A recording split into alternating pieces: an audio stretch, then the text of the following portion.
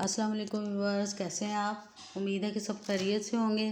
तो व्यूवर्स, आज मैं आपके साथ बहुत यूनिक सी रेसिपी शेयर करने जा रही हूँ जो कि आज से पहले शायद आपने नहीं बनाई होगी और ना ही आपने इसको खाया होगा, ट्राई की होगी।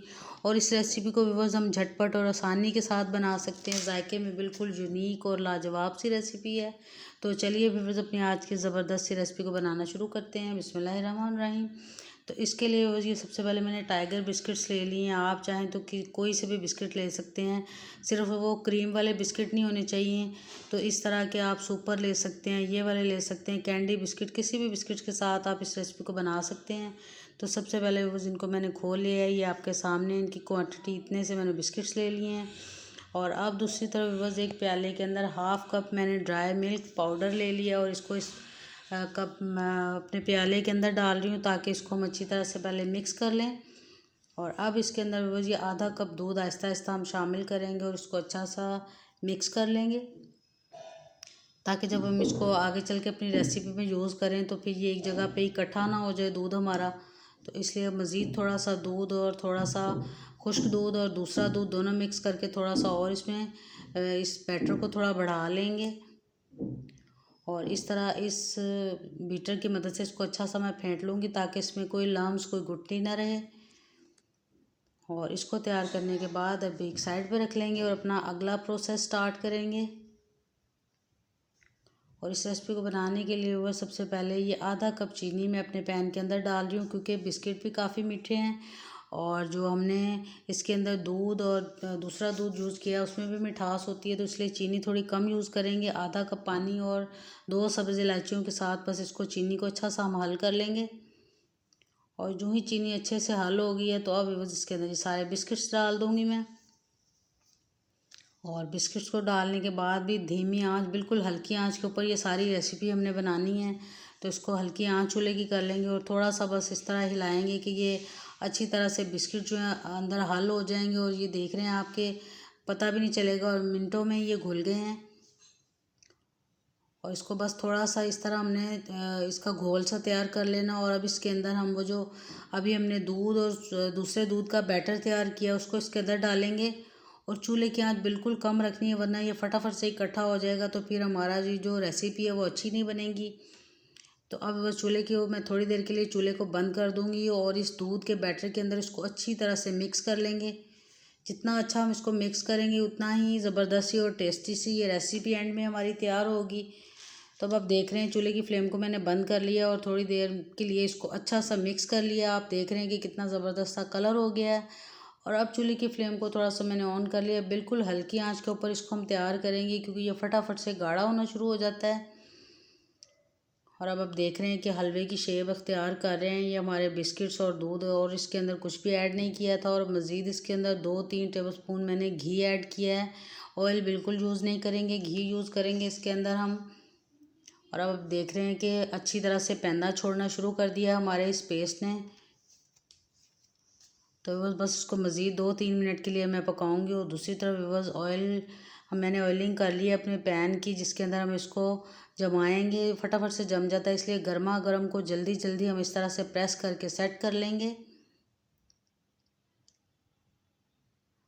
और इस तरह से करने के बाद इसको खूब ठंडा करने के लिए फ्रिज में, अगर आपको जल्दी है तो आप इसको फ्रिज में ठंडा कर सकते हैं। तो अगर आप रूम टेम्परेचर पे भी ठंडा करेंगे तो बहुत अच्छे से ये जम जाएगा।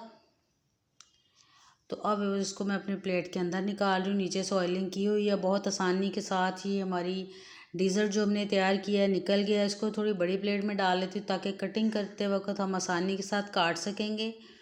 और अब बस इसके ऊपर ये थोड़े से चांदी के वर्क लगा रही हूँ। बहुत टेस्टी और ख़ूबसूरत से लगते हैं किसी भी डिज़र्ट के ऊपर जब हम इनको लगाते हैं। तो ये थोड़े से जो पहले लगाए हैं वो पहले से ही टूटे हुए थे, तो इसलिए अच्छी तरह से लग नहीं पाए।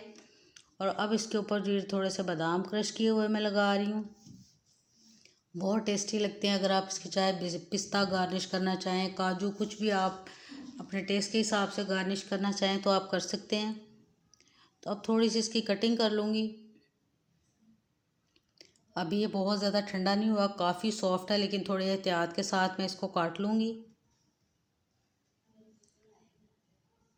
और आप देख रहे हैं कि ये काफ़ी सॉफ्ट है और बहुत एहतियात के साथ मैं इसको काट रही हूँ। आप चाहें तो ज़्यादा देर के लिए भी इसको फ्रिज में रख के ठंडा करके खूब काट सकते हैं। मुझे वीडियो को एंड करना था तो इसलिए मैंने इसको जल्दी जल्दी इसकी कटिंग की है। और अगर आपके पास पिज़्ज़ा कटर है तो आप उसके साथ भी काट सकते हैं। अब दूसरे जो इसके कटिंग करूँगी दूसरी साइड की, तो वो मैं पिज़्ज़ा कटर के साथ करूँगी।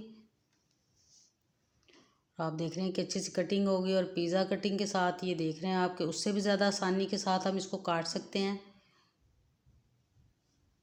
और इतना ज़बरदस्त डिज़र्ट, और इसके लिए हमें ना तो बहुत ज़्यादा ख़र्चा करने की ज़रूरत है और ना ही हमें बहुत ज़्यादा चीज़ें बाज़ार से लाने की ज़रूरत है, और थोड़े से टाइम के अंदर आप इस ज़बरदस्त सी रेसिपी को बना सकते हैं।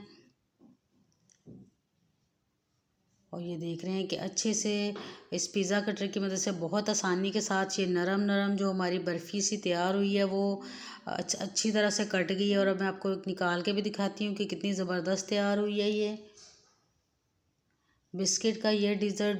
बिस्किट की ये बर्फ़ी आप भूल नहीं पाएंगे, ये इतनी टेस्टी और शानदार सी बनी है।